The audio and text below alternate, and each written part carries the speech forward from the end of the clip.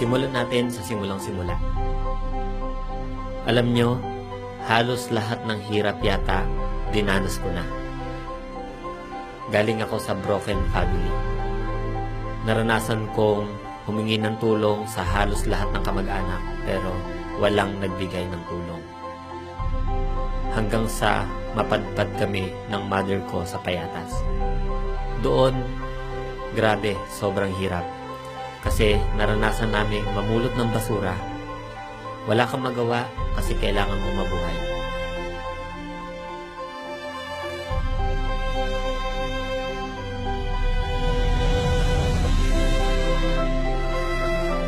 High school ako, tinupan ako ng nanay ko mag-direct selling. So, mahirap mag-direct selling, marireject ka, minsan uutangin, tapos hindi babayaran, tapos malit lang yung kita mo. Sa nararamdaman ko ngayon, proud ako na daanan ko yun kasi wala ako ngayon kung hindi ko yung naranasan.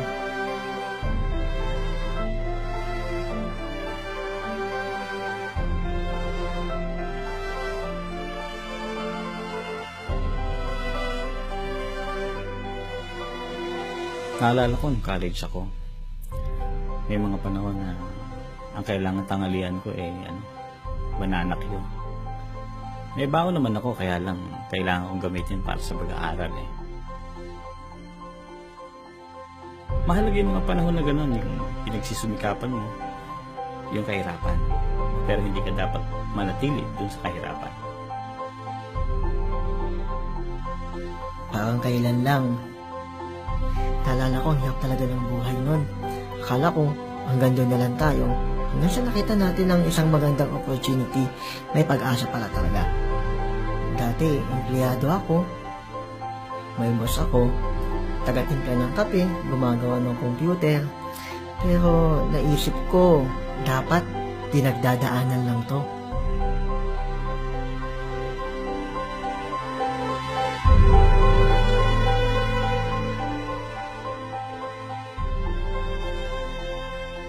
Pinakamasakit na nangyari sa akin,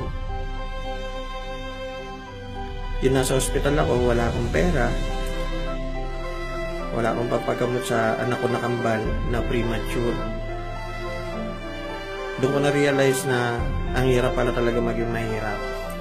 Sabi ko sa sarili ko, ayoko na maulit to, ayoko na mangyari to, kailangan kong umasenso. Actually, di ako galing sa mayamang pamilya. Kumbaga, may mayaman, may mahirap. Hindi naman ang paslupa kasi nakapag-Saudi rin naman ang tatay ko. Kaya lang dumating sa point na nagkahiwalay sila ng parents ko, kaya wala akong choice. Naging tricycle driver ako. Hindi biro kasi biglang uulan, yung hindi ka pa kumakain, pero hindi ka rin makakain kasi hindi ka pa kumikita ng maayos. Pero lahat tiniis ko. Maaaring naghihirap ka ngayon. Ngunit ang mahalaga ay hindi ka maghihirap habang buhay. Kasama mo kami sa Ideal Prime.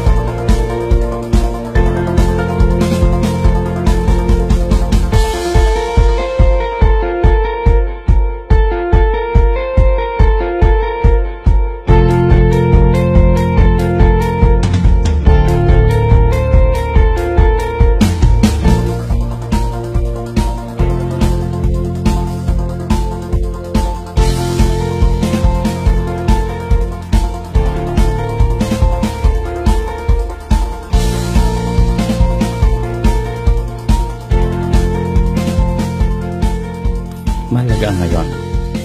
Mahalagang nag-enjoy tayo. Dapat ang pinagkakasiyahan natin ngayon ay magdadala sa gusto nating uri ng kinabukasan. Maaaring naghihirap ka ngayon, ngunit ang mahalaga ay hindi ka maghihirap habang buhay. Simulan mong trabahuhin ang iyong mga pangarap. Seryosohin ang kaalaman at kasarian ang magpapaasenso. Kasama mo kami sa Ideal Prime, sa masayang daan tungo sa tagumpay. Oy, tol! O, buti na patawag ka. Oo, ikaw naman, hindi ako nagbago. Ganun pa rin ako. Oo, success? Kayang-kaya nyo kung gugustuhin mo.